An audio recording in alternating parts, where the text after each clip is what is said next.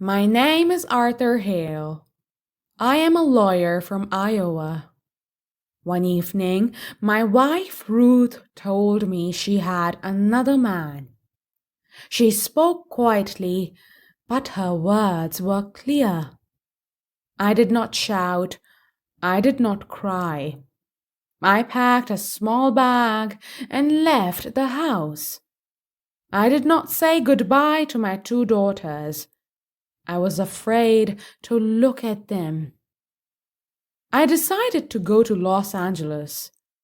I did not know why. I only knew I could not stay. At the airport, my flight was delayed because of bad weather.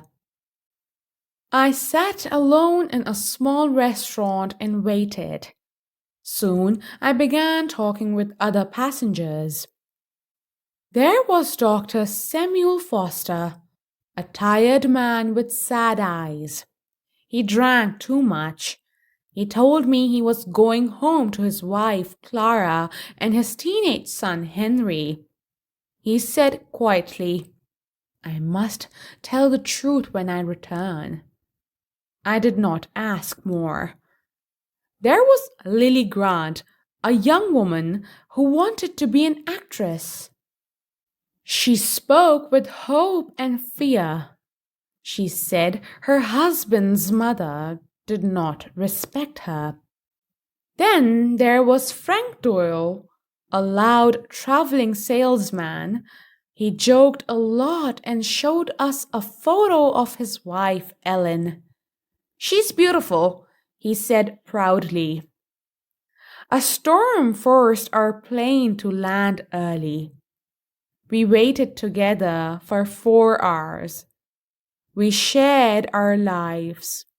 Before leaving, we exchanged phone numbers. We said maybe we will meet again. We did not. After we took off again, the plane crashed. I survived. 18 people did not. Dr. Foster, Lily, and Frank were gone. I felt heavy inside. I felt responsible. I called their families. I went to see Clara, Dr. Foster's wife. She looked tired and afraid. She told me her son had run away. "He hates his father," she said. "He thinks he chose work and drinking over us." I found Henry and spoke to him. "Your father wanted to tell the truth," I said.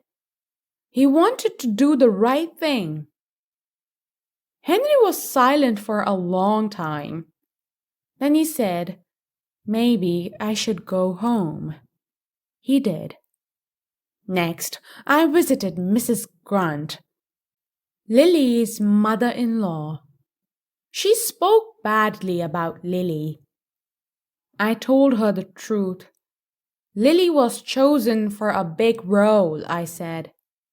"She also spoke kindly about you."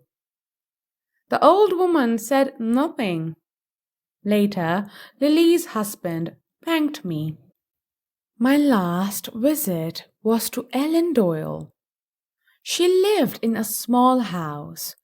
When she opened the door, I was surprised. She was in a wheelchair. "I am not the woman in the picture," she said calmly. She invited me in and told me everything. Early in her marriage, Ellen left Frank. "He was loud and foolish," she said. I felt embarrassed by him. She fell in love with another man named Martin. They decided to live together. They drove across the country and felt free. One day, they stopped near a lake. Ellen went swimming. She hit her head under the water. When she woke up, she could not move her legs. Martin saved her life that day, but when the doctor spoke of paralysis, he left. He never came back, she said. Ellen stayed in the hospital for months. She felt ashamed and hopeless. Then Frank came.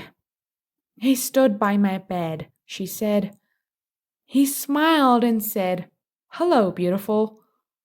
Frank took her home. He never spoke of the past.